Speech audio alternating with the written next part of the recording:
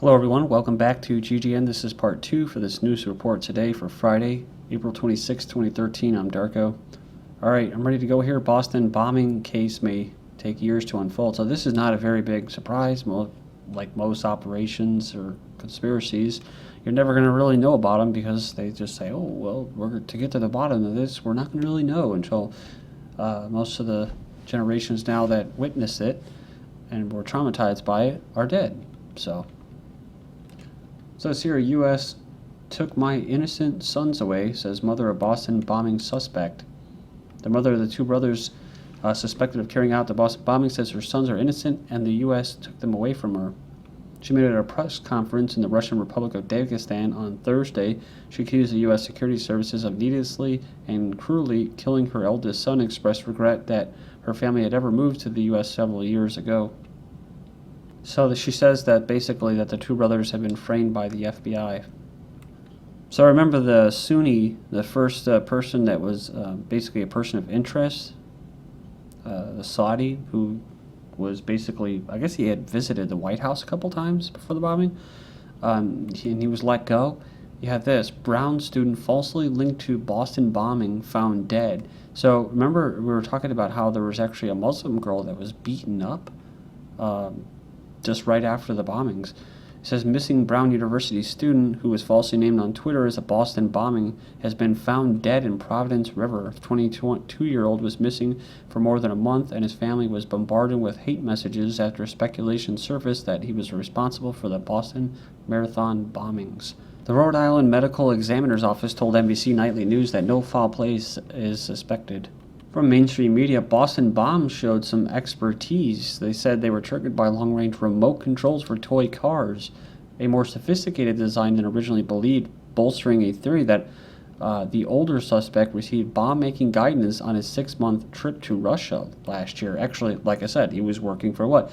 Brzezinski, basically tied to a Brzezinski-headed up group out there in Georgia. So they're there specifically to foment rest within Russia and outside Russia. And that's Brzezinski has like this diehard basically hatred for Russia, everything Russia. So, but in a nutshell, just to reiterate, these are CIA-run operations, kind of like color revolutions that are happening in Dagestan. A Boston bomber acted as CIA agent, says Wayne Madsen, says there was some evidence that the mother is correct about at least the older son, Tamerlan, of being co-opted either as an asset or some sort of agent or informant by the Central Intelligence Agency. Yeah, going over what we were talking about, the older brother had attended CIA-sponsored seminars in Georgia between January and July of 2012 last year. It goes on here and it says the group is called Jamestown, the Jamestown Foundation out of Washington. That was founded in 1984, incidentally by CIA director. So we were talking about before about how this guy's boat was shot up. Most of you are aware of it. And the guy actually refused the new boat. He said give it to the people who had their legs shot off. But who had called the police on this guy. It says here that the younger brother was unarmed when a barrage of bullets hit the boat. Although police feared he was heavily armed, the suspect in the Boston Marathon bombing had no firearms when he came under a barrage of police gunfire that struck the boat where he was hiding, according to multiple federal law enforcement officials. There's also the thing, too, that different reports or speculation that the older brother was arrested. They said he died in a shootout, but he was actually arrested, and there was footage of that. So they basically just, off and killed him, ran over him, and made it look like he was resisting. Like I said, dead men can't tell any. Dead men can't talk, right? They can't speak. So, and then this guy, they shot him in the throat or whatever. They tried to kill him, I think, so he wouldn't talk for whatever. Maybe they didn't know what he knew, but. So it goes on. There's other law enforcement officials said the shooting may have been prompted by the chaos of the moment, some action that led the officers to believe that the younger brother had fired a weapon or was about to detonate explosives. It's confirmed that both FBI and CIA watched Boston bombing suspects for years. They now admit to putting Boston bombing suspects on a two watch list, directly contradicting previous public statements. CIA most likely sponsored subjects' trips to meet U.S.-backed terrorists in Chechnya, Russia. So many of you are aware of how these false flag terrorist operations, mostly just provocateuring, you just call it provocateuring, agent provocateuring by governments, by states, basically to take something that is legitimate, usually peaceful, grievances, protesting, and then turn it violent so they can say, oh, the so-and-so thing turned violent. So they mask over the whole, why are they here? What are they protesting? And they just say, oh, it just turned violent, right? I mean, this is, of course, the state. This is the government that drone bombs people and tasers old men and harasses young kids that are paraplegic in wheelchairs at the airport, right? The bomb-throwing anarchists who terrorized Boston 100 years before the Tsarnaevs. So, it says the marathon bombing was the first major terrorist attack on American soil since 9/11. It says almost 100 years ago the country was besieged by violent anarchists intent on bringing about the end of capitalism and organized government. And Boston, not really sure what types of government aren't organized, but it's organized monopoly of violence is what it is. In Boston, bombs went off at a police station and at the homes of political figures with the goal of sowing fear and discord towards some vague political aims. This article is bullshit. It's disinformation, so just put it out there. Though today you know anarchists as the devilish, the devil, they're evil, harmless, black-clad youth. See, they say they're harmless. Most often found chanting. See, they're like a cult, right? During World Trade Organization protests. This is something that's destroyed our fucking country, right? Globalization, these trade agreements, seceding sovereignty, and these people are anarchists, right? So they don't even care about the sovereignty aspect. Anarchists, it's just like the way they water down serious movements that are going on. Anarchists were at the top of the list of the American government's enemies list a century ago. That's right. But it wasn't just here. It was in other places. It was in Europe as well. There was another thing going on in Spain. They actually brought it about in Spain. But it's always a serious. The government always takes it serious. The threat of anarchism, because then all of a sudden their monopoly of violence and force and coercion all of a sudden is non-legit. So it's a mentality that people need to get they need to be able to accept. Insurance payout, they have to move beyond the whole thing about chaos and disorder, right? Because once people are all of a sudden they're free, oh man, so when there's violence and there's disorder, people will blame that on them being free. So see, the answer to that is to take away our freedom. So we don't need to be free. We shouldn't be free, otherwise there'll be chaos. But never mind the organized chaos, the order out of chaos that's being used as the Hegelian dialect by our masters, where they just shove policies and agendas forward, like these recent bombings. Insurance payout may depend on whether Boston bombing was terrorist act. So, says whether Boston bombings are deemed a terrorist act could have enormous financial implications for the businesses that were damaged or closed during the police investigation. Now, let's not forget, 9/11 insurance, right? Didn't they take out insurance right before the attacks?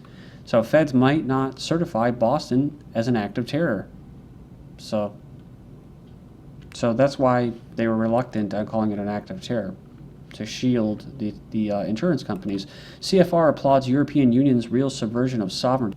Obama is calling upon Congress to provide him with Trade Promotion Authority, also known as Fast Track, to push the TTIP, talking about this basically Transatlantic Trade Investment Partnership, the Trans-Pacific Partnership Trade Pact, through Congress with little debate and no amendments. Publicly packaging and promoting the agreements as trade agreements when in fact they've been designed as evolving projects that will progressively integrate the economies and political systems of the nations that sign on to this supranational regime modeled along the lines of the European Union.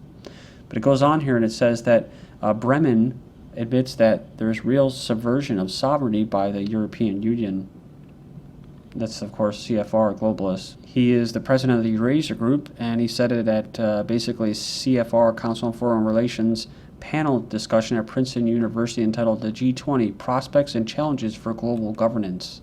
Coast Guard redefines various security zones near United Nations headquarters in New York, proposing new rules that would regulate how maritime traffic in the vicinity of the United Nations headquarters, located on the banks of the East River in Manhattan, could or could not transit various areas during the arrival or departure from the UN of the U.S. President. The new rules would establish a permanent United Nations security zone. Battlefield is the United States of America, says when you've got a guy like Senator John McCain who says the battlefield is the United States of America. It tells you that almost nothing is safe in the land of the free. Whatever remains of civil liberties is going to feel the full brunt of the state's boot heel. And you can go in there and check it out. Links will be posted about how, governments and these international corporations, central banks mostly, are just raiding people's accounts. Boston police chief wants drones for next year's marathon. So it goes on here and it says that drones are a great idea. I don't know that it would be the first place I'd invest money, but certainly to cover an event like this and have an eye in the sky, that would be much cheaper to run them than a helicopter is a really good idea, he told the Herald magazine or newspaper. It says here, Representative blasts House on bizarre conspiracy theories about DHS ammunition hoarding. So the representative said here that this whole thing about the DHS was driven by internet conspiracy theories, suggesting that the Department of Homeland Security was buying billions of rounds of ammunition to use against the American people.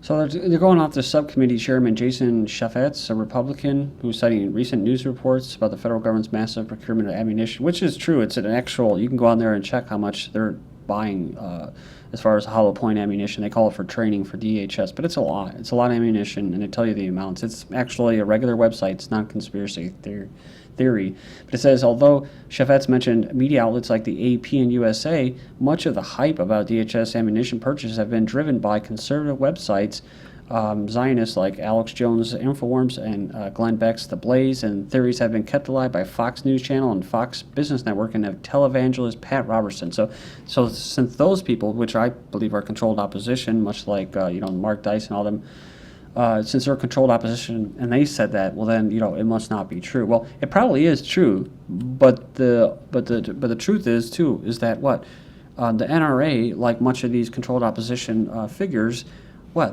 they're actually helping the military-industrial complex. They're helping these big firearm manufacturers and weapons manufacturers to provide all the ammunition. They're making them lots of money because under Obama, gun sales, gun permits, ammunition, all the sales have spiked like tenfold since he was in office, so they love him. DHS used 1,000 more rounds per person than Army in 2012. Says here that they're using roughly 1,000 rounds of ammunition per person more than the U.S. Army. So it goes on here and it says that it is entirely inexplicable why the DHS needs so much ammunition, says that same Republican.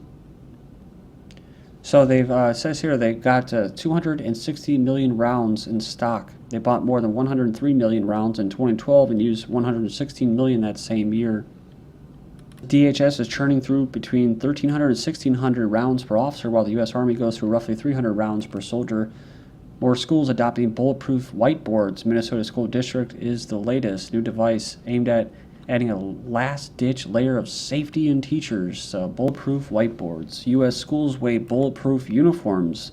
As gun control legislation grinds to a halt, parents and teachers are taking matters into their own hands.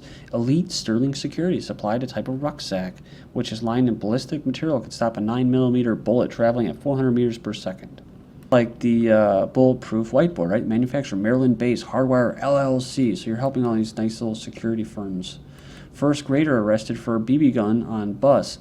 So normally back in the day, they'd have to answer to their parents, Maybe they get suspended. But arrested. They got freaking arrested. That's what they do now.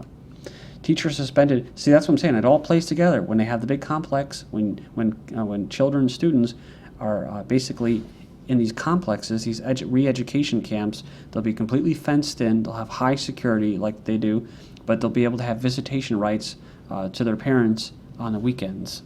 And so this is all part of it, not just to keep people from getting in, but keep them from getting out.